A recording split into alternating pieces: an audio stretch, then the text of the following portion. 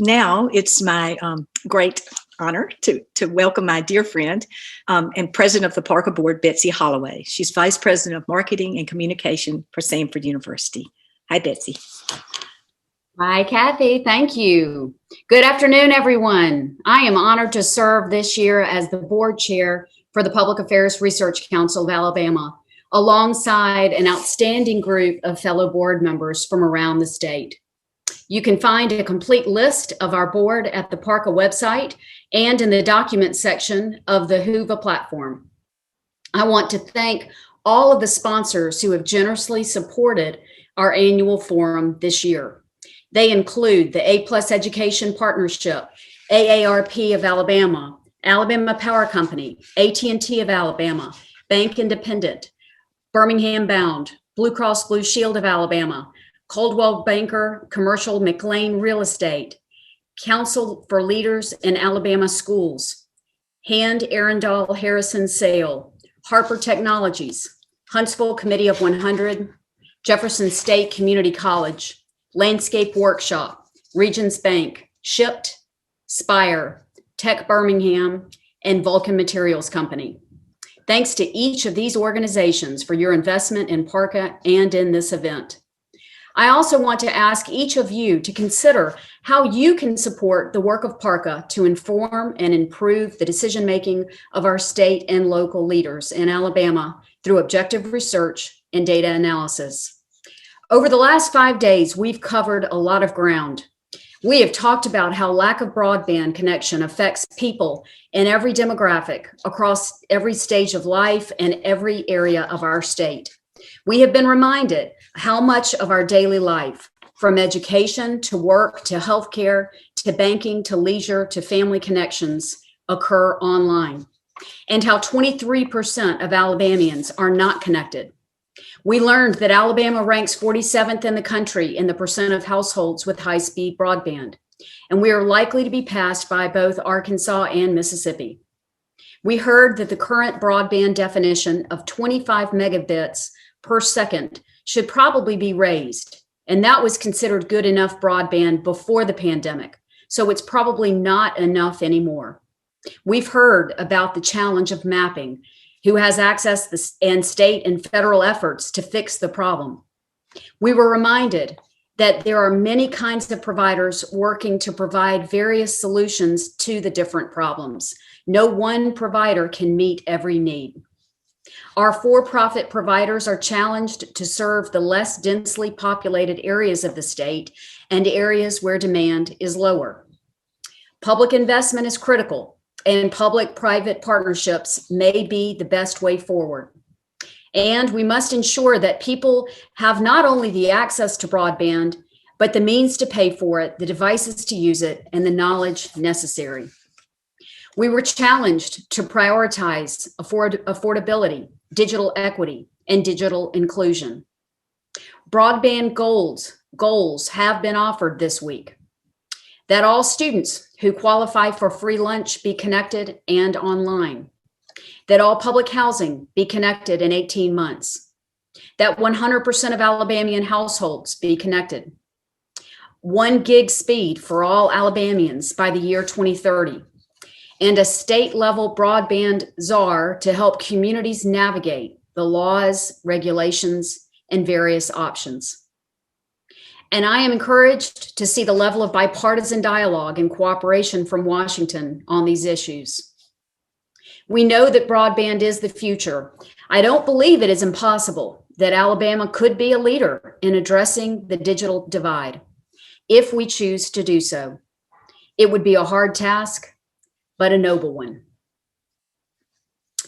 The mission of PARCA is to inform and improve the decision-making of state and local leaders at all levels in our state through objective research and quality reporting. We are Alabama's first and only nonprofit, nonpartisan, good government research center. We pursue this mission with projects important to the general quality of life in Alabama, with a particular focus on government structure, public education, public finance, and workforce development. You will see examples of recent research projects in the documents section of the Whova platform. As we have learned this week, broadband is a very complicated issue that affects all Alabamians and cuts across all areas of our life. Robust broadband policies would improve our education, healthcare, workforce development, economic competitiveness, and overall quality of life. This issue is a good example of the priorities PARCA has sought to address since its founding in 1988. It's also a good example of the kinds of issues that were important to PARCA founder and longtime chairman, Governor Albert Brewer. It is in his honor that this final session of our forum is named. I had the privilege of knowing and working with Governor Brewer, both through PARCA and through my service at Samford University, where the governor served on the faculty of our Cumberland School of Law for more than 2 decades and is a member of our Board of Trustees. 32 years ago, Governor Brewer joined then Samford President Tom Quartz and a group of supporters to establish PARCA. And Governor Brewer then went on to serve as PARCA's first executive director and later as its board chairman, retiring in 2013. Governor Brewer was one of my heroes, and we all know what a difference he made for our great state of Alabama. He was a wise, kind, principled, fair, courageous man of great strength and great character. These qualities continue to prevail as his legacy through the Public Affairs Research Council of Alabama. It is now my honor to welcome and introduce another great governor and our final speaker for the week, Governor Kay Ivey. Growing up in the small town of Camden in Wilcox County and working on her father's farm taught Kay Ivey to value hard work and living within one's means. Her parents instilled the core values of faith, family, and community. After graduating from Auburn University in 1967, she worked as a high school teacher and a bank officer. She served as reading clerk of the Alabama House of Representatives and as assistant director of the Alabama Development Office. She has served our state as treasurer, lieutenant governor, and since April 2017, as our governor. Governor Ivey, on behalf of the Board of Directors of PARCA, we thank you for your service to Alabama, your leadership during the pandemic, and for joining with us today. Thank you. Well, good afternoon, everyone. Thank you, Betsy, for your kind words, for your service with PARCA, and for being an active member of other initiatives that help move Alabama forward. I look forward to joining y'all in person soon. We are hopeful that the COVID-19 pandemic is easing off as folks continue wearing masks, practicing good judgment, and voluntarily getting vaccinated. I cannot say thank you enough to the people of our great state, as well as the leadership that participates in PARCA's annual meeting for doing their part during this hard year. Thank you, Ron, for the hard work from you and your team to plan a great week focused on one of the greatest challenges in our state, broadband. In fact, the expansion of broadband internet is one of the greatest infrastructure challenges in 21st century America, and it's quickly become a necessity in many areas of life. Healthcare, education, and economic development are just a few of the areas in which broadband is becoming vital. However, I'm happy to report that our state is making progress in addressing this challenge by working together. I supported the legislation in 2018 and what was amended in 2019 that created the Alabama Broadband Accessibility Fund, managed by the Alabama Department of Economic and Community Affairs. The fund was to jumpstart state efforts with providers to expand this vital service in the rural areas of our state. These grants help internet service providers expand service to unserved areas of our state. As of May 2020, $19.8 million in grants have been awarded to support 55 projects. These projects represent approximately 25,134 new services to households, businesses, and community institutions across Alabama at an average grant cost of $788 per service. The grant applications for the next round of funding through the fund were due on February 8th and are currently under review in the challenge period. These grants are expected to be announced in late spring. ADECA is also supporting internet service providers who apply for federal grant funds like the U.S. Department of Agriculture's Reconnect program. ADECA developed a process for the ISPs to request a letter from the governor's office and other requirements on the state end for the federal application. The COVID-19 pandemic strongly reinforced the need for broadband, a need that will continue to require dedicated group efforts and innovative solutions. One prime example of a successful effort was the first of a kind Alabama Broadband Connectivity for Students program this past fall. We made it a priority to use some of the state's CARES Act dollars to help low-income children who qualify for the National School Lunch Program to access the internet for virtual learning and homework during some of the most trying times of the pandemic. This large-scale program to provide vouchers for internet service was organized within a matter of weeks and represented a true partnership led by ADECA with the participation of the Alabama Department of Education, local school systems, and 42 broadband providers, the majority of which were based in Alabama.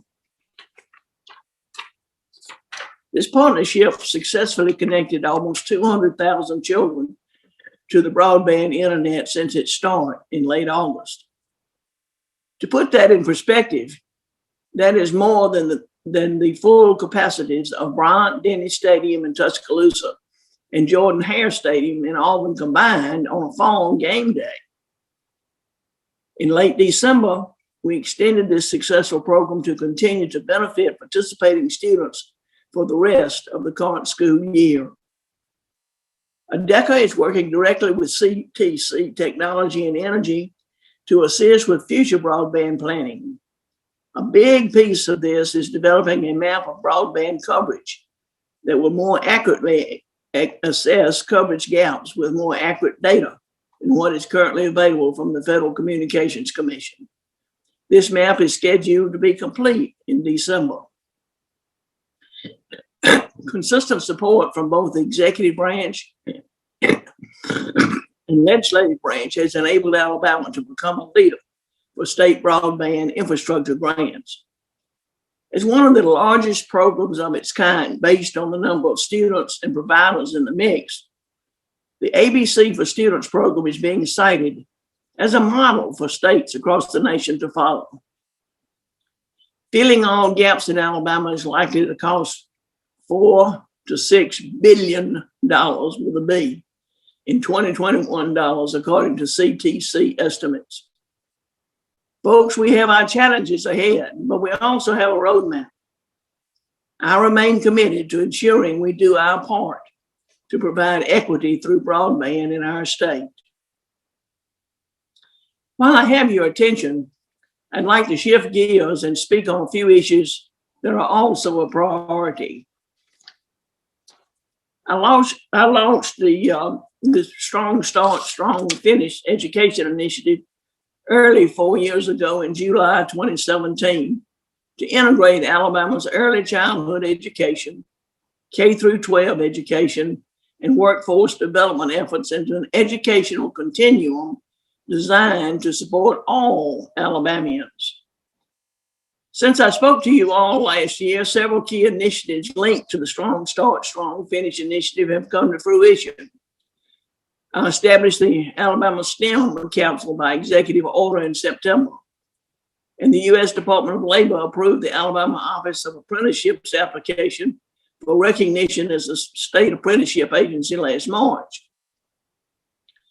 Alabama's 2020 WIOA combined plan was approved by the U.S. Departments of Education and Labor and the Alabama Campaign for Grade Level Reading released its final report and recommendations in July. Clearly, we have many critical items in the works in education. Alabama is focusing on providing the supportive services needed to help folks persist in the workforce. I want to thank Dr. Joe Morton of the Business Education Alliance, Mr. Ryan Hankins of PARCA, and Chairman Tim McCartney of the Alabama Workforce Council for their visionary work in establishing the Alabama Community E-Directory. The Community E-Directory will extend the reach of our public workforce system by matching job seekers with resources provided by community-based organizations. A major component of Alabama's workforce response to COVID-19 will be assisting individuals who have been displaced by COVID-19 from the most effective industry sectors re-enter the workforce in an in-demand job. In 1965, 80% of our workforce needed only a high school education to reach self-sufficiency. Today, that number is only 35%. Moreover, 95% of the jobs created since the last recession require at least some post-secondary education. Alabama is creating stackable pathways that allow the credentials earned to transfer into an associate or bachelor's degree. Implementing new workforce programs that connect non-degree training with traditional post-secondary learning will provide the right mixture of skills for the Alabamians who are reskilling for the work of the future and for Alabama's pre-K to 12 students who are preparing for the future of work. Since the start of the legislative session on February 4th, I'm proud to say there's been much progress and great cooperation. The legislature passed 3 priority bills to ensure that businesses would not be frivolously sued during COVID-19. Folks who received federal stimulus would not have to pay taxes on that needed help. And our state has the tools needed to recruit good paying jobs and help our state recover from the pandemic. As the legislature moves further into session, there are several key items that I look forward to partnering on within our state budgets. I'm pleased to announce that despite a hard year, our financial outlook is strong, and we've seen a 6% increase in our education budget. Perhaps the silver lining of the year is we've all taken advantage of online sales. While there are too many priorities found within my proposed budget, I'd like to highlight a few that would be of note. First off, we want to acknowledge the hardworking teachers and provide a cost of living adjustment of 2%. It was something we hoped would have happened last year, but due to the climate at the time, we had to postpone this well-deserved thank you. I think we can all agree that it is most appropriate to acknowledge the sacrifices of our public servants in these challenging circumstances. We're also proposing a continued investment of $93 million to ensure that no teachers are laid off due to the challenges placed on our school systems, and we can bring our students back into the buildings next school year. We also want to extend any necessary support to systems across our state to allow them to feel they can safely stay open or reopen. We're committed to doing what is necessary to ensure that students remain engaged in learning. The outlook of our general fund is strong, but it's about $31 million less than the previous year. However, due to the sound budget measures we put in place over the last 10 years, we are able to extend the 2% pay raise to our state employees. There was also $100 million of one-time expenditures proposed in an effort to fund necessary projects and not grow the operations of our state government if budgets get tight in the future. You may recall, in partnership with the legislature, we announced 3 new crisis diversion centers to keep folks who have mental health issues out of our crowded prisons and hospitals. These three facilities span the I-65 corridor in Mobile, Montgomery, and Huntsville. During the State of the State, I was pleased to announce that we were beginning the RFP process with a goal to place a fourth center in the Birmingham, Tuscaloosa region. I know these facilities will have an extraordinary impact on our families and communities, and it's never more timely for us to not only focus on our physical, but mental health. These are just a few of the items my team and I are engaged on this year. Moving forward this session, there are other key items such as funding proven education policies, such as STEM, the Reading Initiative, and after-school programs, ensuring we complete the Alabama prison program, focus on criminal justice reform, and a host more. Another issue that you'll be hearing a lot about in the coming weeks is the expansion of gambling and the establishment of a state lottery in Alabama. Senator Morris recently proposed a bill that I think deserves our attention. I've never been an out front champion on this issue, but I've always believed that this was something Alabamians had the right to decide on for themselves. As we move forward on this, I encourage the legislature and Alabama's private partners to work for the benefit of our state and avoid issues that have hindered our progress in the past. My goal here is simple, and that is to give Alabamians the opportunity to make an informed decision. And folks, I just ask that you continue to partner with us as we move our state forward. We have many challenges to tackle, but I'm convinced there are brighter days ahead. Thank you all for having me here today. Thank you all again, and may God continue to bless each of you and the great state of Alabama. Thank you for those words, Governor Ivey. We always appreciate your involvement in the annual PARCA meeting. My last task today is to invite each of you to join us on Thursday, September 23rd, when PARCA welcomes Washington Post columnist and Pulitzer Prize-winning author George Will for the second PARCA Speaker Series. I hope you all will mark your calendars and plan to join us. One final thank you to the sponsors who have generously supported our annual forum this year. And if you had to miss one of the sessions this week, or if you want to review any of the session content, videos of all forum sessions will be available on the PARCA YouTube channel and in the Whova app. Thanks to each of you for taking part in the 2021 PARCA Annual Forum. Alabama Online, Failure to Connect. We look forward to seeing you again next year, hopefully in person. Thank you.